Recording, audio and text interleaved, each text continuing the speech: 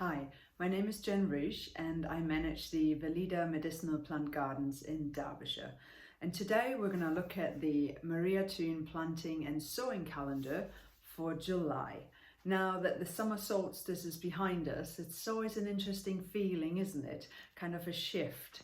And we're going to look also in these videos at the astronomy behind the planting and sowing calendar. So if you're interested in any of those aspects, please check out the previous videos from January all the way up to June, where I've covered different elements that inform the calendar. Now, let's look at the basics for July. In my work at Weleda, there's usually three things that I'm looking at in the calendar for each month. Now, the first thing is the northern transplanting time. In July, it's from the 5th up until the 19th of July. You can see it in that teal green color here on the side. And it's a time where ideally you would transplant seedlings or you would relocate plants if it's an appropriate time of year. So this is always one of the basics that I'm looking at. The other one for me, the second one, would be the dates for any blank days. So in July, you can see there's a grey bar here, which is a small period, but actually most of the unfavorable times or the blank days are concentrated in the second half of July. You can see the usual culprit is always around perigee. It's on the 24th of July in this month. Where the moon is closest to Earth in its orbit.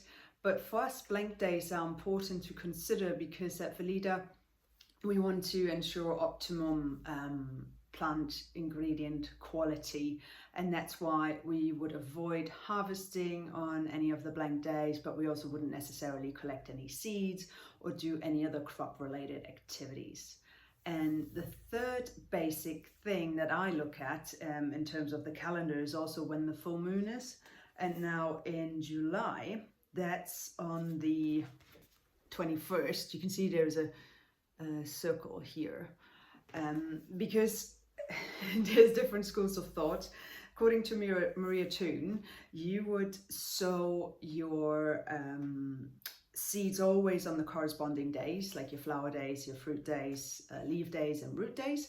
There's other schools of thought that also work with the full moon and the kind of impact it has on water levels on Earth. So that might be another interesting one to consider for direct sowings into the soil.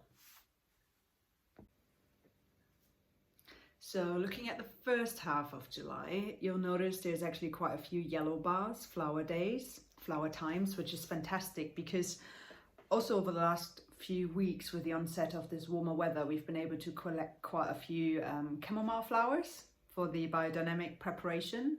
And if you're ever unsure if you've got the right chamomile on your land, there's a really easy way to identify them. We're looking for the German chamomile, the Matricaria. And when you look at them closely, you'll see that the yellow disc florets, the kind of center, is in the shape of a dome. And if you slice that dome in half, which I've done here, you'll see that it's actually hollow on the inside. And that's the way to properly identify the German chamomile. Now, also over the next few weeks, we'll start to collect chamomile seeds, because we collect our own seeds to grow our plants from. And looking at the first half of July, there'll be lots of opportunity if the weather stays dry, because you do need to collect seeds in dry weather to actually get on with that task, which is great. Another job in the first half of July with all these flower days is to go out and pick valerian flowers for the Biodynamic Valarian 507 preparation. Ideally, you do that early in the morning when there's still a lot of nighttime moisture around, and you do it when about half the flower blossoms on a flower head are open. Not quite sure if you can see it, but this would be an example to look for. And we use a press. We don't add any water, we just press the flowers and press the juice out as it is, because we found that if you add water, the juice doesn't keep as long. However, I appreciate not everybody's got a press at home, and if you've got this book at hand, Biodynamic Gardening, there's also ways to make the liquid Valarian preparation at home without a press, with simple DIY instructions. Now let's look at the second half of July. There's quite a few interesting things happening there. If you follow Maria Thune's research, they have observed that at times when the full moon and perigee fall close together, plants are actually more prone or subjected to attacks from fungal diseases. And in July, the full moon is actually on Sunday, the 21st, and perigee is on the Wednesday, 24th at 6 a.m. So there's only a couple of days in between them, which, yeah, means they're quite close together. So what I'm planning to do is to make the Biodynamic 508 Equisetum Avensa, or also called Horsetail Preparation. Now you can make a tea or a manure. In this case, because the full moon and perigee fall so close together, which means that the lunar forces or the moon forces are really strong because they work through the watery element.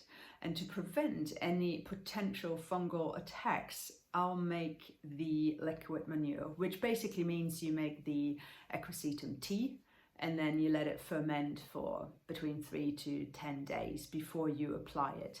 And there is information, I believe, on the website of the Biodynamic Association, but again, this book is a really good resource. And I've heard that the BDA is planning to reprint it this year. So if you haven't got it yet, look out for it, and I'm sure it will be available soon. Through 2024, and I hope so far you've enjoyed the journey of learning more about the Maria Thune Biodynamic Planting and Sowing Calendar. I personally always find it very interesting to learn more about the bigger picture and the astronomy behind the calendar, but also generally how planetary movements, obviously the movement of the moon and constellations, inform plant growth, but also ourselves and everything in between. So it's fascinating to learn about this. However, do make sure that it doesn't prevent you from doing any activity in the garden, because life is busy. There's also weather conditions to take into consideration, and this is a guide. So yeah, I hope you'll enjoy applying it, but the main thing is to go out into your garden and into nature and to connect and explore and discover. Have fun.